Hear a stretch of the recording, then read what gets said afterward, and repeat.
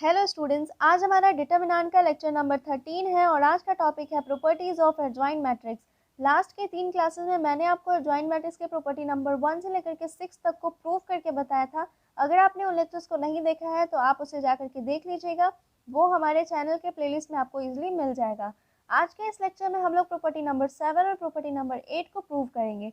Property number 7 क्या है? Adjoint of के A is equal to K to the power n-1 into adjoint of A. अब यहाँ पे k क्या है? k कोई भी एक कांस्टेंट है, k कोई भी एक कांस्टेंट है, ठीक है। अब ये कांस्टेंट क्या होता है? जैसे 1 2 3, मतलब ऐसा चीज, ऐसा नंबर जिसे हम चेंज नहीं कर सकते। यहाँ पे आप x y ये सब को नहीं यूज कर सकते क्योंकि हम x y के जगह पे कोई भी वेरिएबल, कोई भी नंबर को रख सकते हैं। बट अगर आप 1 2 3 रखते हैं तो उसे हम चेंज नहीं कर सकते, तो वो होता है कांस्टेंट, ठीक है। ए क्या है? ए है एक स्क्वायर मैट्रिक्स, स्क्वायर मैट्रिक्स जिसका ऑर्डर कितना है? n क्रॉस n है। Square matrix of order n cross n, ठीक है। अब इस प्रॉपर्टी को प्रूव करने के लिए हमें क्या करना होगा? तो हम यहाँ पे ए इनवर्स का फॉर्मूला यूज करेंगे। ए इनवर्स क्या होता है? Adjoint of A by determinant of A, ठीक है, ये होता है। अब मेरा यहाँ पे क्या कोशिश रहेगा? जैसे आप यहाँ पे देखिए कि यहाँ पे एडजॉइंट ऑफ के है, तो मेरा यही कोशिश रहेगा कि मैं यहाँ पर भी एडजॉइंट ऑफ के ला दूँ। तो ये कैसे हो पाएगा? जब ए की जगह पे के आ जाएगा तो हो सकता है ना। तो मैं यहाँ पे क्या करूँगी कि रिप्लेसिंग करूँगी, रिप्लेसिंग ए बाई के। जहाँ जहाँ पे मुझे ए दिख रहा है मैं वहाँ पे के लिखूँगी, मतलब मैं ए को रिप्लेस कर रही हूँ के से। तो क्या बनेगा? के ए का inverse is equal to adjoint of के ए बाई डिटर्मिनेंट ऑफ के, ऐसा कुछ बनेगा। अब इसको मैं जब ब्रेक करके लिखूंगी, के इनवर्स को ब्रेक करके लिखूंगी तो क्या बनेगा? K inverse into a inverse is equal to adjoint of के ए बाई डिटर्मिनेंट ऑफ के, ठीक है। अब क्या होगा? जैसे मुझे अब यहाँ पे इसे कांस्टेंट को बाहर निकालना है, तो कांस्टेंट को जब हम डिटर्मिनेंट से बाहर निकालते हैं तो उसके पावर में ऑर्डर आ जाता है। आपने पढ़ा होगा कि जब भी हम कांस्टेंट को बाहर निकालते हैं किसी डिटर्मिनेंट से तो उसके पावर में ऑर्डर आता है। n जो है ये ए मैट्रिक्स का ऑर्डर था, n क्रॉस n जो था वो ऑर्डर था, तो मैंने यहाँ पे k को बाहर निकाला है और n को पावर में रख दिया है, और यहाँ पे determinant of a as it is लिखेंगे। तो इसको हम लिख के दिखाते हैं आपको, क्या बन जाएगा? k inverse into a inverse is equal to adjoint of के a by determinant of k को लिखेंगे हम लोग k to the power n by into determinant of a, ऐसा लिखेंगे। अब क्या करेंगे? क्रॉस मल्टीप्लिकेशन करेंगे, तो क्या बनेगा? k inverse into a inverse into k to the power n into determinant of a is equal to क्या था? एडजॉइंट ऑफ k है, ठीक है। तो एडजॉइंट ऑफ k लिखेंगे, एडजॉइंट ऑफ k, ठीक है।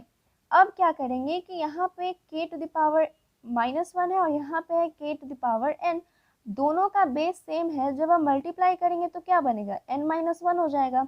बेस सेम होता है तो पावर को हम ऐड करते हैं। ये जो k है वो बेस है और -1 जो है वो पावर है। यहाँ पे भी k बेस है और n जो है वो पावर में है, तो n और -1 को ऐड कर देंगे, ठीक है। और ये बन गया a inverse into determinant of a is equal to adjoint of के ए। अब a इनवर्स का फॉर्मूला हम यहाँ पे पुट करेंगे, तो k to the power n-1 into adjoint of a by determinant of a होगा, और ये determinant of a is equal to adjoint of k। अब डिटर्मिनेंट ऑफ a तो कट जाएगा, बचा क्या? k to the power n-1 into adjoint of a is equal to adjoint of k, ठीक है, ये बच गया। तो ये जो है वो हमारा प्रॉपर्टी नंबर 7 था, ठीक है। प्रॉपर्टी नंबर 7 क्या है? एडजॉइंट ऑफ के A is equal to K to the power n-1 into adjoint of A. Prove करने के बाद क्या आया है? Adjoint of K is equal to K to the power n-1 into adjoint of A. तो इस तरह से हमारा प्रॉपर्टी नंबर 7 जो है वो क्या हो गया? प्रूव हो चुका है, ठीक है। अब हम लोग प्रॉपर्टी नंबर 8 की बात करते हैं। प्रॉपर्टी नंबर 8 क्या है? Adjoint of A transpose is equal to adjoint of ए का होल ट्रांसपोज। टी क्या है? टी ट्रांसपोज है, ठीक है। ट्रांसपोज को हम लोग पावर में ही लिखते हैं और मैंने यहाँ पे पावर में ही लिखा है, तो टी जो है वो ट्रांसपोज को रिप्रेजेंट कर रहा है। अब इस प्रॉपर्टी को प्रूव करने के लिए हम लोग ट्रांसपोज के एक प्रॉपर्टी को यूज करेंगे। वो क्या है? Determinant of A is equal to determinant of ए का ट्रांसपोज। ऐसा है। अब ये प्रॉपर्टी क्या कहता है? ये प्रॉपर्टी, इसे हम एग्जांपल से समझते हैं। जैसे ए कोई भी एक मैट्रिक्स दे दिया गया हो 1 2 3 4, ठीक है, और मैं इसका डिटर्मिनेंट अगर निकालूं तो क्या आएगा? 4 - 6 इज इक्वल टू -2, ये आएगा। अब मैं इसी मैट्रिक्स का मैं ट्रांसपोज लेती हूँ तो क्या होगा? A transpose is equal to, transpose मतलब कि रो को हम कॉलम में इंटरचेंज करते हैं या कॉलम को रो में इंटरचेंज करते हैं। मैं यहाँ पे रो को कॉलम में इंटरचेंज करती हूँ, तो 1 2 को कहाँ लिख दूंगी मैं? फर्स्ट कॉलम में, और 3 4 को मैं लिख दूंगी सेकंड कॉलम में, ठीक है। अब मैं इसका क्या करूँगी? डिटर्मिनेंट निकालूंगी। तो क्या निकलेगा? ये हो जाएगा 4 - 6 इज इक्वल टू -2। आप यहाँ पे देख सकते हैं कि डिटर्मिनेंट ऑफ ए जो आया है वही हमारा ट्रांसपोज लेने के बाद और उसका डिटर्मिनेंट निकालने के बाद भी आया है। तो यहाँ से आप कह सकते हैं कि ट्रांसपोज लेने से डिटर्मिनेंट के वैल्यू में कोई भी चेंज नहीं आता है, ठीक है। अब क्या करना है कि अब हम लोग प्रॉपर्टी नंबर 1 को लेंगे। जो हमारा प्रॉपर्टी नंबर 1 था वो क्या था? A into adjoint of A is equal to determinant of A into identity matrix, ये था। अब हम लोग इस प्रॉपर्टी में ट्रांसपोज लेंगे दोनों तरफ। टेकिंग ट्रांसपोज बोथ साइड, दोनों तरफ हम लोग क्या करेंगे? ट्रांसपोज को लेंगे। तो क्या बनेगा? ए इंटू एडजॉइंट ऑफ ए का whole transpose is equal to determinant of A into identity matrix का होल ट्रांसपोज, ऐसा कुछ बनेगा। अब जैसे आप जानते होंगे कि ए बी का अगर मैं ट्रांसपोज निकालूं तो क्या निकलेगा? बी का ट्रांसपोज इंटू ए का ट्रांसपोज, ऐसा होता है। तो वैसे ही ए इंटू एडजॉइंट ऑफ ए का ट्रांसपोज लिखेंगे तो क्या बनेगा? वो बन जाएगा एडजॉइंट ऑफ ए का ट्रांसपोज इंटू ए का ट्रांसपोज इज इक्वल टू, अगर मैं यहाँ पे लिखूँ डिटर्मिनेंट ऑफ ए का ट्रांसपोज और आइडेंटिटी मैट्रिक्स का ट्रांसपोज, तो मैंने जो अभी बताया था आपको कि ट्रांसपोज लेने से डिटर्मिनेंट का वैल्यू चेंज नहीं करता है, तो यहाँ पे हम सिंपली डिटर्मिनेंट ऑफ ए भी लिख सकते हैं। और आइडेंटिटी मैट्रिक्स का ट्रांसपोज तो आइडेंटिटी मैट्रिक्स ही होता है, और जब मैं उसको इससे मल्टीप्लाई करूँगी तो वो तो सेम ही दे देगा ना। जैसे आइडेंटिटी मैट्रिक्स में आप किसी भी चीज़ को मल्टीप्लाई करते हैं तो वो वही चीज़ को छोड़ देता है, वही चीज़ देता है, ठीक है। तो अब क्या होगा? यहाँ पे बन जाएगा एडजॉइंट ऑफ ए का ट्रांसपोज इंटू ए ट्रांसपोज। तो ये मान लीजिए कि हमारा फर्स्ट इक्वेशन है। अब क्या करना है कि अब हम लोग सेम वही प्रॉपर्टी को लेते हैं। क्या है? Adjoint of A into a is equal to determinant of A into identity matrix, ये है। अब क्या करेंगे कि जहाँ जहाँ पे मुझे ए दिख रहा है मैं वहाँ पे क्या करूँगी? ट्रांसपोज लूँगी, ए ट्रांसपोज करूँगी। तो यहाँ पे हम लोग रिप्लेस करते हैं, replacing a by a transpose, ठीक है। क्या बन जाएगा? Adjoint of A transpose into A transpose is equal to determinant of A transpose into identity matrix, ठीक है।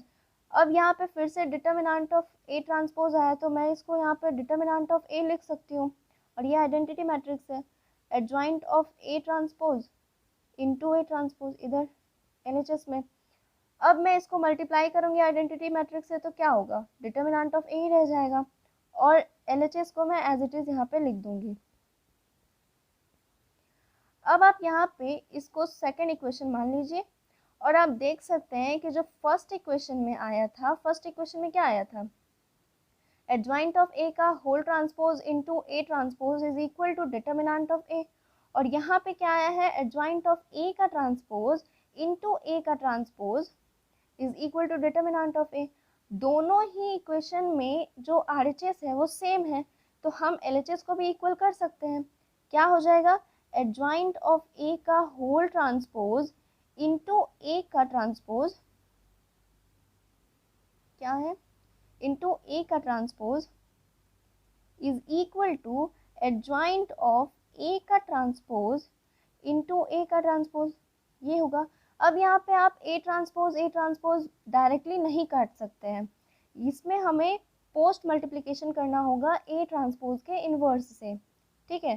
तो क्या बनेगा, यहाँ पे हम पोस्ट मल्टीप्लाई करेंगे, पोस्ट मल्टीप्लिकेशन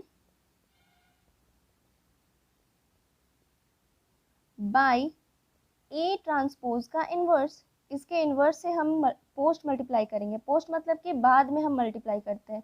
तो एडजॉइंट ऑफ ए का transpose into a transpose into post multiplication of this, तो ये हो जाएगा ए ट्रांसपोज का inverse is equal to adjoint of A transpose into a transpose का इन्वर्स, ठीक है। अब ये दोनों तो कट जाएगा। अब क्या बचा हमारे पास, एडजॉइंट ऑफ ए का whole transpose is equal to adjoint of ए का ट्रांसपोज।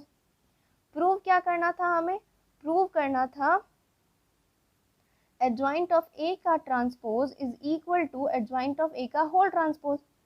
प्रूव करने के बाद क्या आया है, प्रूव करने के बाद आया है एडजॉइंट ऑफ ए का whole transpose is equal to adjoint of ए का ट्रांसपोज। तो इस तरह से हमारा प्रॉपर्टी नंबर 8 भी प्रूव हो चुका है। तो आज के लिए बस इतना ही, मिलते हैं अपने नेक्स्ट वीडियो में, तब तक के लिए बाय बाय।